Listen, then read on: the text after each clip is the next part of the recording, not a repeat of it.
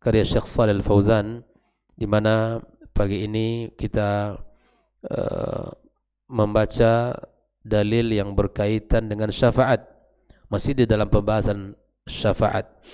Ya, ini merupakan dalil yang keempat yang dibawakan oleh Syekh Muhammad Ibn Abdul Wahab tentang syafaat, yaitu firman Allah Subhanahu wa taala dalam surah Saba ayat 22 dan 23, wa qawlihi ta'ala, firman Allah Subhanahu wa taala, qul ud'u alladhina za'amtum min dunillah, katakan Muhammad, ya, serulah mereka orang-orang yang menyembah Allah Subhanahu wa taala, orang-orang yang meminta kepada selain Allah Subhanahu wa taala, la yamlikuna mithqala dzarrah. Katakan kepada mereka, ya, Tuhan yang mereka seru selain Allah Subhanahu wa taala, ya, la yamlikuna mithqala dzarratin fis samawati wala fil ardi. Mereka tidak punya kuasa sedikit pun. Mereka tidak punya kekuasaan sedikit pun, walau hanya sebesar zarrah. Ya kan? Zarrah, wazan yang paling kecil di langit maupun di bumi. Lalu ayat ini, ikhwafillah rahimakumullah, ya, sempurnanya atau dalam pembahasan ayat ini Allah Subhanahu wa taala melanjutkan, wa ma lahum fihima min syirkin wa ma lahu minhum min zahir. Mereka, ya, Tuhan-Tuhan yang mereka sembah itu tidak punya saham, tidak punya andil di dalam, ya, penciptaan langit dan bumi. Bayangkan, ya, mereka tidak punya apa-apa. Ya, mereka tidak punya kuasa dan mereka tidak punya, ya, andil, punya saham, ya, di dalam menciptakan langit dan bumi, dan mereka juga tidak penolong bagi Allah Subhanahu wa taala. Wala tanfa'u syafa'atu indahu illa liman adzina lah. Dan syafaat pun tidak akan bermanfaat dan berguna kecuali bagi orang yang diizinkan Allah untuk beri syafaat. Hatta idza fuzzi'a an qulubihim, ketika rasa takut dicabut di hati mereka, qalu madza qala rabbukum, para malaikat saling berkata, apa yang dikatakan oleh Rabb kalian? Qalu al-haqq, mereka berkata, yang dikatakan oleh Allah adalah al-haq, ya, al-haq wa huwa al-aliyyul kabir, dialah Allah yang maha tinggi dan maha besar. Ikhwafillah, Syekh Shalih Al-Fauzan menjelaskan beberapa ma'ani al-kalimat di dalam ayat-ayat yang sudah kita baca ini. Qul ay lil musyrikin, ini khitabnya kepada Nabi kita SAW untuk dikatakan kepada orang musyrikin. Za'amtum ay za'amtumuhum alihatan, yang kalian, ya, sangka, yang kalian kira, yang kalian anggap sebagai Tuhan, ya, min dunillah ay min ghairihi liyanfa'ukum biza'mikum, agar dia bisa memberikan manfaat kepada kalian. Itu semuanya anggapan, ya, yang dijadikan oleh mereka sebagai sembahan, ya, tempat meminta. Itu semua adalah anggapan. Sebenarnya apa yang mereka lakukan salah alamat. Tidak betul apa yang mereka anggap bahwa mereka mampu memberikan kepada mereka manfaat. Ya, mithqala ay wazan, mithqala dzarra ay sebesar sebesar zarrah, ya, min khairin aw syarrin, baik itu dari kebaikan ataukah keburukan. Wal muradu bil dzarra huna an-namlatus saghira, kayak semut yang kecil, bahkan lebih kecil. Wa tuqal aw yuqalu li kulli juz'in min ajza'il hiba'i dzarrah, yang paling kecil daripada bijian-bijian yang paling kecil itulah dzarrah. Syirkin ay syirkatin ma'allah, tidak punya syarikat bersama Allah di dalam mencipta langit dan bumi. Jadi Tuhan yang kalian sembah itu, jangankan memiliki, okeylah, semacam perusahaan, ya, misalnya pemiliknya tunggal dan dia tidak punya saham di situ. Tuhan-Tuhan yang kalian sembah selain Allah tidak punya sedikit pun saham, tidak punya peran di dalam penciptaan langit dan bumi ini. Ya. Wa ma lahu ay lillahi ta'ala minhum minal alihati min zahir mu'inun yu'inu ala tadbiri amri samawati wal ard. Okey, pemilik tidak, ya, saham pun tidak, peran pun tidak ada dalam pencipta langit dan bumi. Dan jangankan saham, peran, ya kan, bagian menolong pun tidak. Menolong pun tidak. Zahir. Ya. Yang menolong Allah, misalnya mereka ini menolong Allah mencipta langit dan bumi, pun tidak ada. Ya. Bahkan yang terakhir, wala tanfa'us syafa'atu indahu, ay inna Allah ta'ala, dan tidak ada syafaat di sisi Allah. Mereka tidak bisa menjadi wasitah, pemberi syafaat kepada Allah Subhanahu wa taala. Raddun liqaulihim inna alihatahum tashfa' indah. Hal itu syafaat akan berlaku kapan? Liman azinalah, ayashfa' li ghairi, ketika sudah diizinkan Allah untuk berikan syafaat kepada yang lain. Inilah beberapa ma'ani al-mufradat yang dijelaskan oleh Syekh Shalih Al-Fauzan pada ayat tersebut. Lalu kemudian beliau menjelaskan al-ma'na al-ijmali lil ayataini, makna global dari dua ayat di atas. Berkata Syekh Shalih Al-Fauzan, ya'murullahu subhanahu wa ta'ala nabiyahu, Allah memerintahkan nabinya yang mulia, ayyakula lil musyrikin ala wajhi tahaddi, katakan kalimat itu kepada mereka, ya, dalam rangka bentuk ancaman. Ya, diancam mereka ini. Utlubu min alihatikum, mintalah kepada Tuhan kalian. Disuruh meminta, allati za'amtum annaha tanfa'ukum, ya, mintalah kepada Tuhan yang kalian anggap bisa memberikan manfaat. Wa takshifud durra ankum, dan bisa menghilangkan kesulitan kalian, menghilangkan kemudaratan yang menimpa kalian.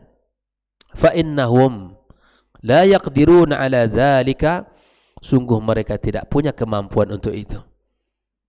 Ya, diancam, ya. Kalian diciptakan Allah, diberikan kecukupan, diberikan pelindungan, penjagaan, lalu kemudian kalian minta kepada yang lain pula. Ya, oleh kalau begitu kata Allah, mintalah kepada Tuhan kalian itu. Sungguh mereka tidak mampu, li'annahum la yamlikuna minal kauni wazna asghari namlatin milkan mustaqillan.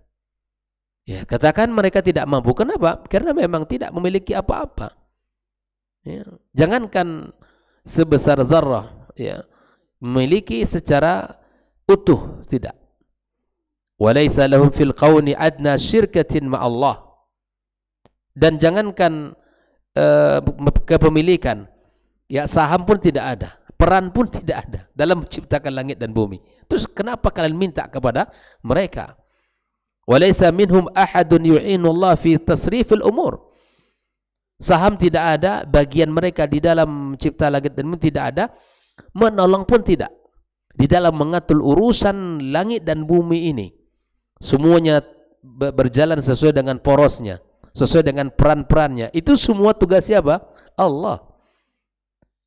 Ya, yang kalian sembah itu tidak memiliki apa-apa. Wala yaqdiruna ala taqaddum baina yadayhi fi syafa'ah, tak juga bisa mampu untuk maju, ya, meminta syafaat atau memberikan syafaat lakum, bagi kalian, illa idza azina lahum bidzalikahu, kecuali Allah izinkan dia atau mereka itu untuk memberikan syafaat, barulah mereka dia mampu. La ya'dzanu bisyafa'ati li musyrik, ya, tidak akan diberikan, ya, izin bisyafa'ah kepada orang musyrik.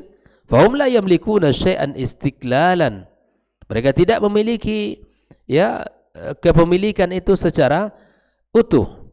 Wala yusyarikuna fil milk, ya, mereka juga tidak punya bagian di dalam kepemilikan. Wala yu'awinuna al malik, mereka juga tidak menolong sang khalik Allah azza wa jalla. Wala yamlikuna syafa'ata indahu bighairi idzni, dan syafaat tidaklah mereka mampu memberikan kecuali atas izin Allah Subhanahu wa taala. Lalu fabatulat ibadatuhum min dunillah. Sudah. Kalau begitu halnya, kenapa kalian sembah juga? Kenapa kalian minta tolong kepada selain Allah azza wa jalla? Nah, sesungguhnya orang-orang yang melenceng di dalam ibadah kepada Allah, yang menyerahkan urusan ketaatannya selain kepada Allah, sungguh ibadah mereka itu adalah batil. Ya, batil. Apapun jenisnya, bentuknya, namanya, maka ini adalah sesuatu yang tidak, ya, pantas dilakukan oleh seorang. Ya, tidak wajar dilakukan oleh seseorang. Karena Allah yang mencukupkan, ya, kebutuhannya, Allah yang menjaga dan melindunginya, yang mengangkat seluruh kesulitannya. Lalu kenapa antum serahkan ibadah kalian kepada selain Allah Subhanahu wa taala? Dan ayat semisal ini sangat banyak.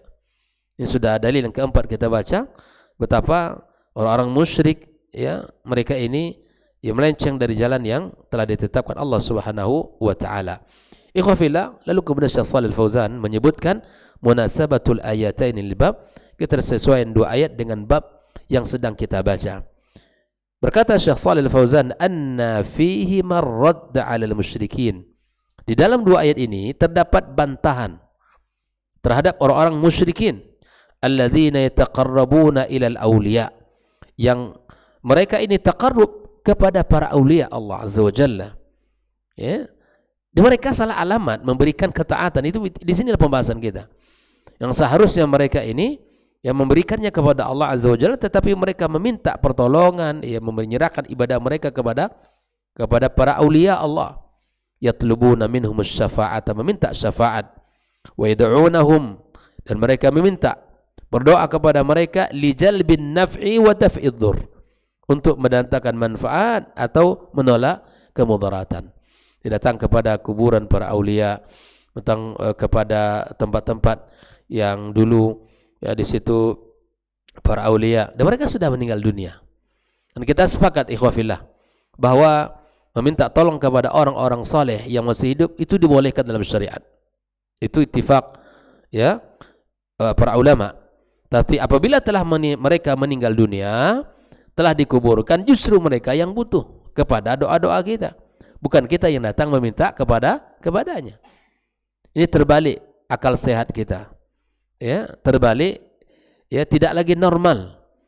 Nabi telah menjelaskan bahwa ketika anak Adam telah meninggal dunia, maka terputus seluruh amal, terputus tanpa terkecuali, ya, melainkan ada tiga hal yang disebutkan Nabi SAW, yang hadis yang masyhur, ya, amal yang sangat bermanfaat, ya, di antaranya adalah sedekatin jariyah, ya, ilmu yang bermanfaat, anak saleh yang ditinggalkan yang selalu mendoakan, itu akan bermanfaat.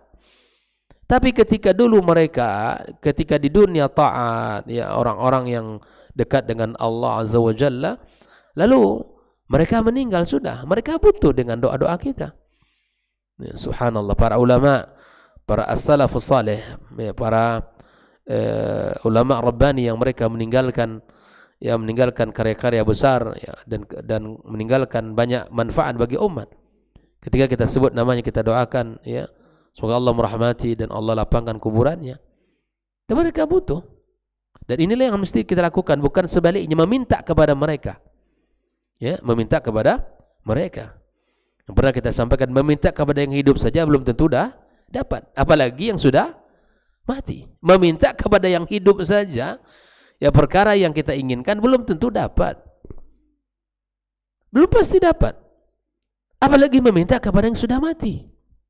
Ya, maka ikhwafillah rahimakumullah, disinilah kita harus paham, ya, bahwa Allah membantah terhadap sifat dan perilaku orang-orang musyrikin yang mereka yataqarrabuna ilal awliya, dan meminta kepada mereka syafaat, ya, syafaat untuk mendatangkan kebaikan dan menolak keburukan. Lalu dalam pembahasan terakhir ini Syekh Shalih Al-Fauzan mengatakan, ma yustafadu minal ayataini, apa faedah yang bisa kita ambil dari dua ayat di atas.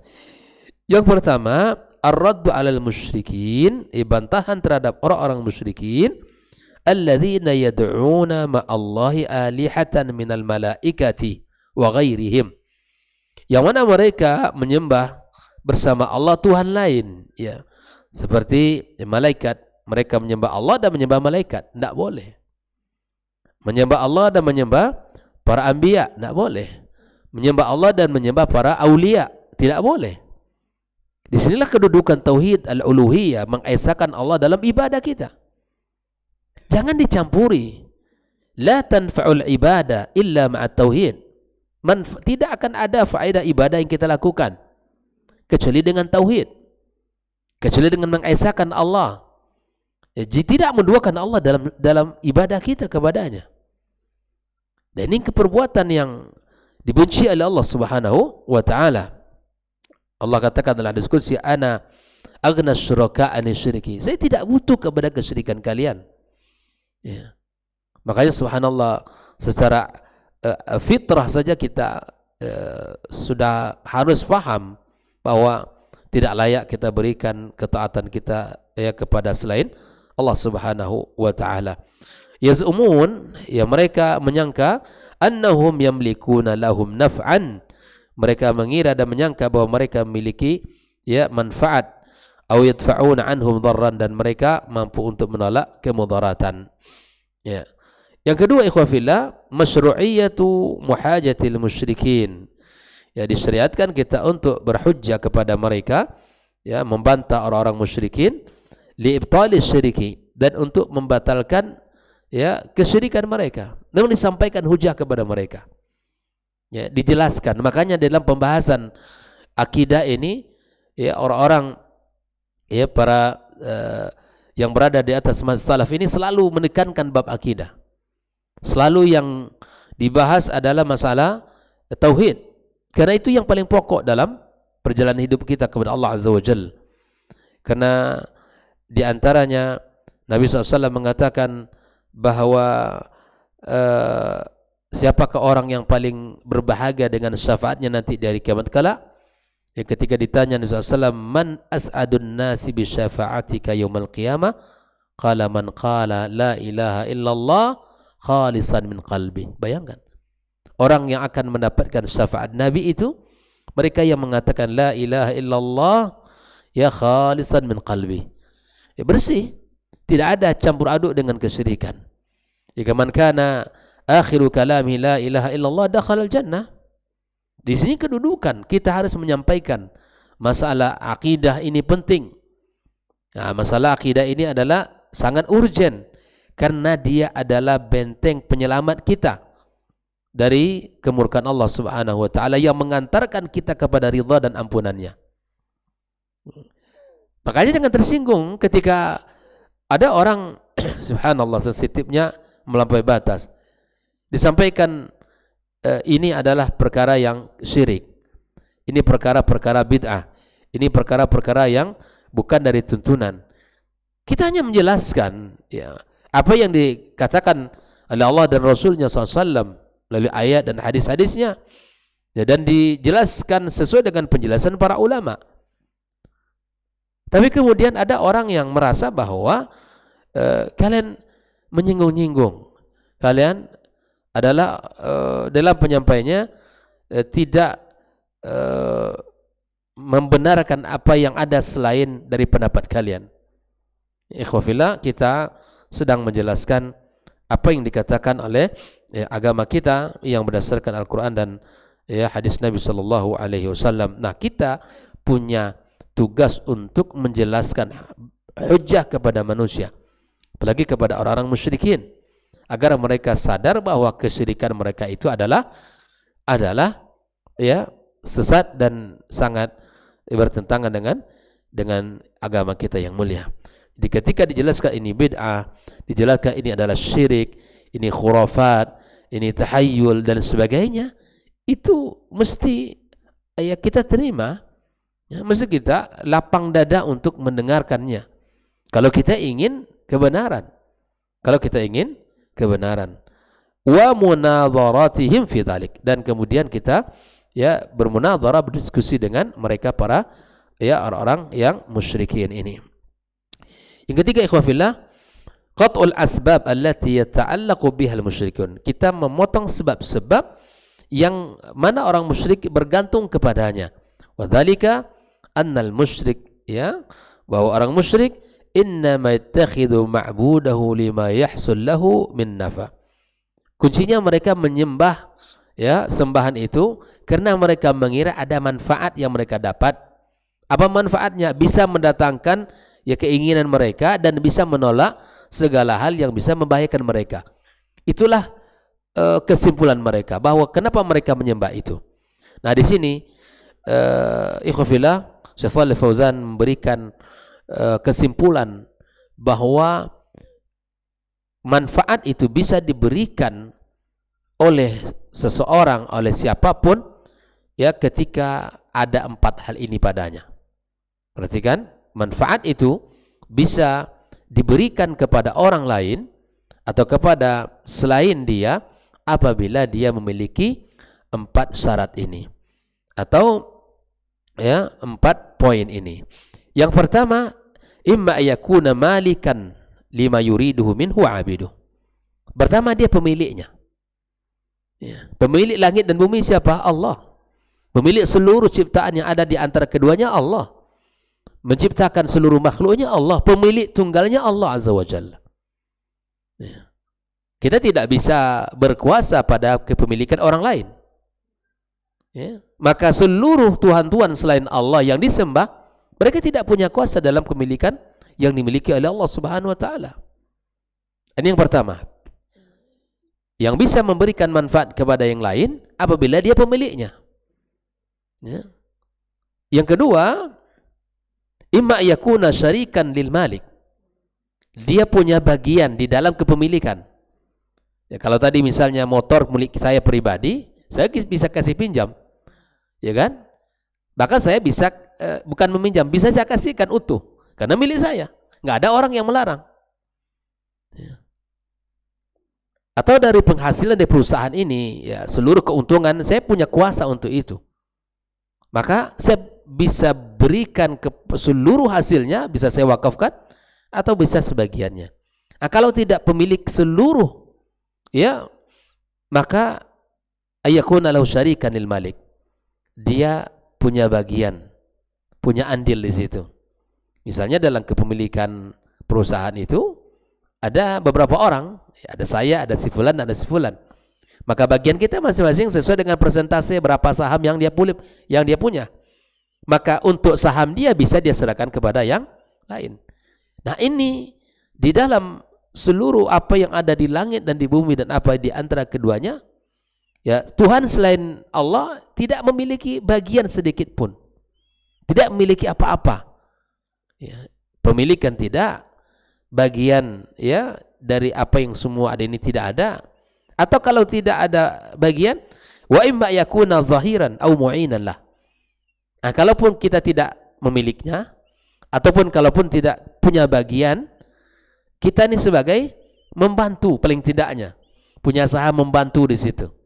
Membantu pun tidak, gitu kan? Kalau saya memiliki tidak, bagian pun tidak, cuman saya bantu-bantu Pak Yogi, gitu kan? Di dalam sebuah, ya, dan saya punya kalau saya minta, mungkin dia akan diizinkan bagi saya untuk memberikan kepada yang lain manfaat, gitu kan?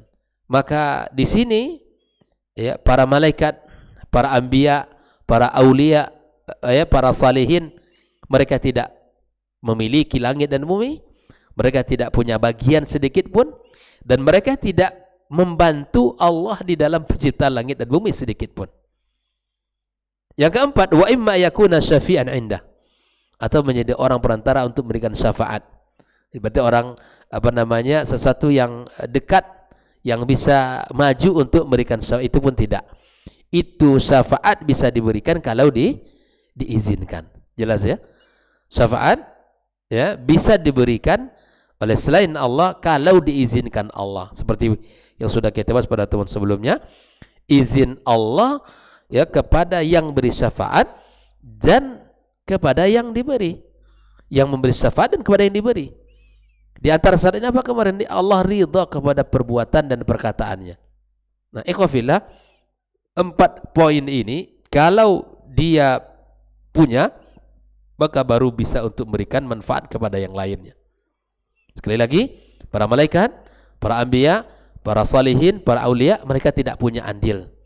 Mereka tidak memiliki, mereka tidak punya bagian, mereka tidak penolong Allah di dalam menciptakan langit dan bumi, dan mereka juga tidak, ya, pemberi syafaat kecuali atas izin dan perintah Allah Subhanahu wa Ta'ala. Nah, inilah kita sebagai muslim, ya, maka kita jelaskan ini dan kita terangkan ini sehingga orang-orang yang masih semangat di dalam beribadah kepada selain Allah, ya, memutuskan mata rantai, ya ketaatan mereka kepada Allah Subhanahu wa taala. Wa qad nafa subhanahu wa taala hadhil asbab al-arba'ah fi alihatil musyrikin.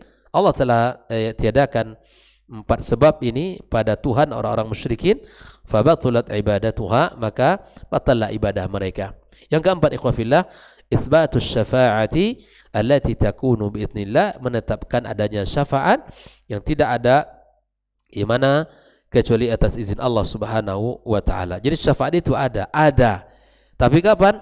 Kalau ada izin dari Khalik kepada yang akan memberikan syafaat. Tidak serta-merta dia langsung memberikan syafaat. Seperti yang sudah jelaskan tentang hadis Barra' bin Azib.